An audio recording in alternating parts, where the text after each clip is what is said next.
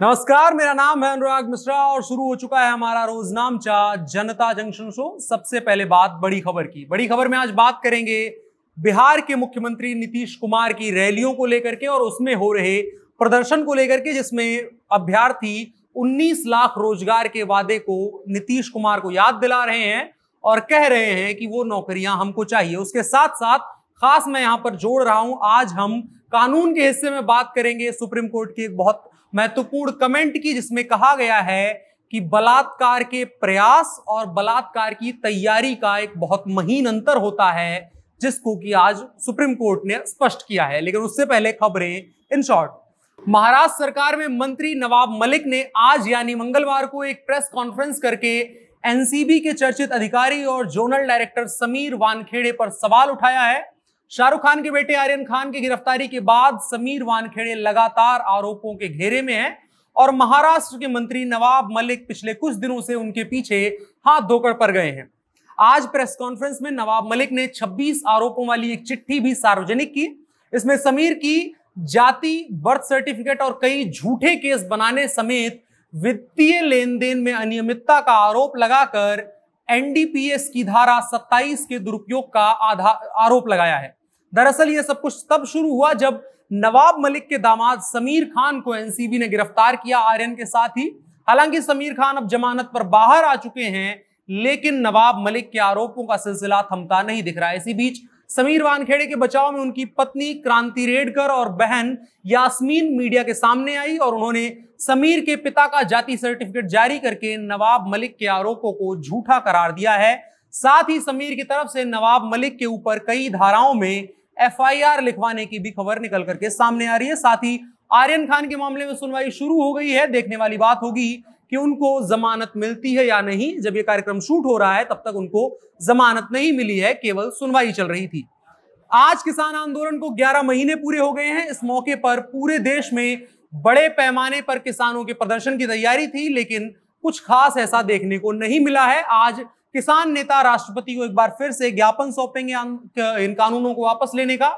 इसी बीच भारतीय किसान यूनियन के प्रवक्ता और नेता राकेश टिकैत ने एक मीडिया चैनल से बात करते हुए मोदी सरकार पर तंज करते हुए कहा कि क्या देश में किम जोन की सरकार है। साथ ही आपको यह बता दें कि पिछले दिनों सुप्रीम कोर्ट में किसान आंदोलन के चलते बंद सड़कों को खुलवाने को लेकर के दायर याचिका पर सुनवाई हुई। इस पर सुप्रीम कोर्ट ने किसानों को और उनके नेताओं को फटकार लगाई थी और कहा था कि आंदोलन करने का अधिकार है, लेकिन सड़क रोकने का किसी को भी अधिकार नहीं है।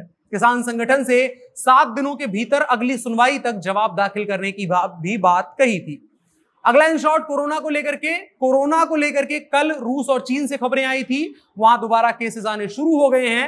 अब भारत में भी ऐसी खबरें सामने आ रही हैं। मध्य प्रदेश के इंदौर में कल 7 साल के बच्चे समेत 9 लोग कोरोना वायरस पॉजिटिव पाए गए हैं। उनमें से 7 लोगों में पूरी तरह से नए वेरिएंट पाए गए हैं और इनमें से अधिकतर लोग अलग अलग जगहों से वापस लौटे हैं। 2 ऐसे लोग हैं जो मुंबई से लौटे हैं और 4 ऐसे लोग हैं जो एक ही परिवार से ताल्लुक रखते हैं और कहीं और बाहर से आए हैं।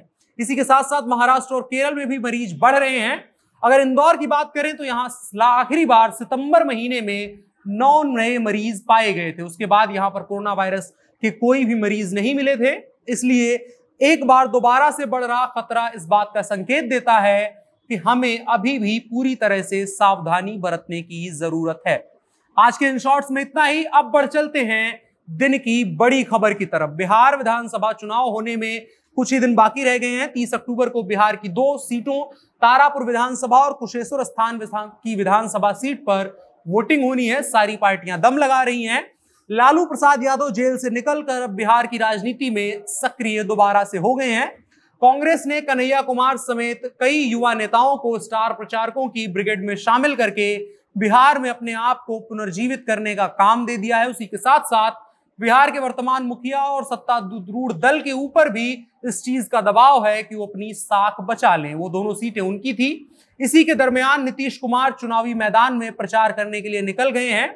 नीतीश कुमार ने आज तारापुर विधानसभा क्षेत्र में प्रचार किया और लगातार वादे करते रहे और लोगों को लालू और राबड़ी के जंगल राज की याद दिलाते रहे या यूं कहें कि डराते रहे। लेकिन इन सबके बीच हर जगह पर नीतीश कुमार को अपने ही एक पुराने वादे का भूत काट खाने दौड़ रहा है। दरअसल 2020 में जब विधानसभा चुनाव हुए थे तो नीतीश कुमार ने युवाओं से वोट मांगने के लिए एक वादा किया था। उन्होंने कहा था कि जब हम सरकार में आएंगे तो ढेर सारे रोजगार देंगे। वो आंकड़ा 19 लाख का था। अब आगे बढ़े उससे पहले ये चीज देखते हैं कि जब तेजस्वी यादव यही वादा कर रहे थे तो एनडीए के घटक दल भारतीय जनता पार्टी, जनता दल यूनाइटेड समेत सभी पार्टियां उनका मजाक बना रही थी और कह रही थी कि बिहार सरकार के पास इतना बजट ही नहीं है कि वो इतनी सरकारी नौकरियों का पैसा दे सके, सैलरी दे सके। लेकिन जब ये देखने को मिला कि युवा तेजस्वी के वायदे पर एतबार कर रहे हैं और कहीं ना कहीं तेजस्वी को उस वादे का फायदा मिल रहा है, तो नीतीश कुमार ने आओ देखा ना ताव और तेजस्वी के वादे से डबल का वादा कर डाला। नीतीश कुमार ने तकरीबन 20 लाख नौकरियों का वादा दे दिया। इसी के भरोसे युवाओं ने और आम लोगों ने उनको सरकार दे दी और अब 1 साल से भी ज्यादा का जब समय हो चुका है और अभी भी नौकरी के लिए युवा इधर उधर भटक रहे हैं, जिनको रोकने के लिए नीतीश कुमार समय समय पर अपनी सत्ता की ताकत का इस्तेमाल भरपूर तरीके से कर रहे हैं। आज भी जब उनकी रैली में युवाओं ने रोजगार मांगना शुरू किया और नारे लगाने शुरू किए तो पुलिस ने उनको रोकने की कोशिशें करी, तो नीतीश कुमार का कहना था कि सबको हल्ला करने दीजिए, छोड़ दीजिए, कुछ मत कीजिए, 15-20 गो लड़का हल्ला कर रहा है, हल्ला करने दीजिए, जो हल्ला करने के लिए आया है उसको हम रोक नहीं सकते हैं। हमने कहा है कि हमारे पास कागज हैं, हम देख लेंगे, पढ़ लेंगे और जो भी जरूरी चीज होगी उस पर ध्यान दिया जाएगा। अगर कोई कमी होगी तो उसको पूरा करने का हर संभव प्रयास करेंगे। लेकिन कौन कौन किसको भेजता है हमको इसकी चिंता नहीं है, हमारा विश्वास काम करने में है, ऐसा कुछ नीतीश कुमार ने कहा। अब यहां सवाल ये उठता है कि अगर नीतीश कुमार जी को सबकी चिंता है तो इतने सारे युवा सड़कों पर धरना क्यों दे रहे हैं? अभी कल ही हमारी बात 94,000 शिक्षक भर्ती के वादे का इंतजार कर रहे, कई सालों से इंतजार कर रहे अभ्यर्थियों से हुई। उन्होंने साफ साफ कहा है कि अब अगर नौकरी मिल भी जाती है तो भी इस सरकार को वोट नहीं देंगे। अब सोचिए कि जो युवा इस कदर हतोत्साहित हो गया है वो आपके स्वागत में माला फूल लेकर के तो बैठेगा नहीं, और अब अगर तर्क देंगे कि बिहार सरकार के पास बजट नहीं है तो इतना बड़ा झूठ बोलने के लिए कौन सी जेल में आपको सजा मिलेगी? खैर, आपको यकीन है कि आपको सजा नहीं मिलेगी, क्योंकि लोकतंत्र की यही तो खूबी है कि नेता जितना भी चाहे झूठ बोल करके सत्ता हथिया ले, वो लोकतंत्र की नजरों में कभी गलत नहीं होगा।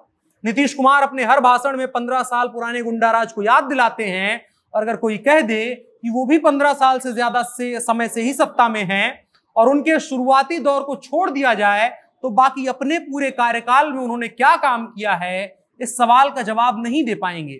बाकी युवाओं की समस्या हर हालत में दूर होनी चाहिए, क्योंकि वो कहते हैं ना, और चुनाव भी आ रहा है तो ये पंक्तियां कुछ ज्यादा ही प्रासंगिक हो जाती हैं कि जिस ओर जवानी चलती है उस ओर जमाना चलता है।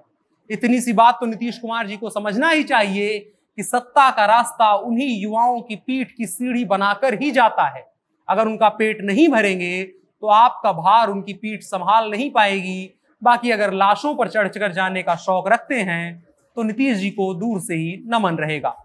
आज की बड़ी खबर में इतना ही। अब बढ़ चलते हैं आज के कानून के हिस्से की तरफ। सुप्रीम कोर्ट ने आज यौन अपराधों के संबंध में तैयारी और बलात्कार के प्रयास के बीच के अंतर की व्याख्या करी है। मामला मध्य प्रदेश सरकार बनाम महेंद्र उर्फ गोलू का था, जिसकी सुनवाई सुप्रीम कोर्ट में हो रही थी। इस मामले में मध्य प्रदेश हाईकोर्ट ने धारा 354 के तहत दोष सिद्धि को संशोधित किया था और आरोपी को दी गई सजा कम कर दी थी। अदालत ने कहा था कि आरोपी दोनों अभियुक्ता के साथ बलात्कार की कोशिश में सभी प्रयासों के चरण नहीं पार कर चुका था, वो तैयारी के चरण से आगे नहीं बढ़ गया था, जिसके चलते उसकी सजा कम कर देनी चाहिए। लेकिन राज्य सरकार के द्वारा दायर की गई सुप्रीम कोर्ट में अपील में यही सवाल उठाया गया था कि भारतीय दंड संहिता की धारा 511 के साथ पठित धारा 376(2)(f) के तहत बलात्कार का प्रयास करने के बराबर है या यह एक तैयारी मात्र थी। यह घटना 2005 दिसंबर की है, जो कि इन कानूनों और बलात्कार के अधिनियम लागू होने से पहले और 2013 में बलात्कार को पुनर्भाषित करने वाली आईपीसी के संशोधन से पहले की है। दरअसल 2013 में बलात्कार की कानूनी परिभाषाओं को लेकर के संसद में एक बिल पास किया गया था, जिसको एंटी रेप बिल कहा गया था। खैर, इसके बारे में कभी और बात करेंगे, आज अभी हम केस के बारे में बात करते हैं।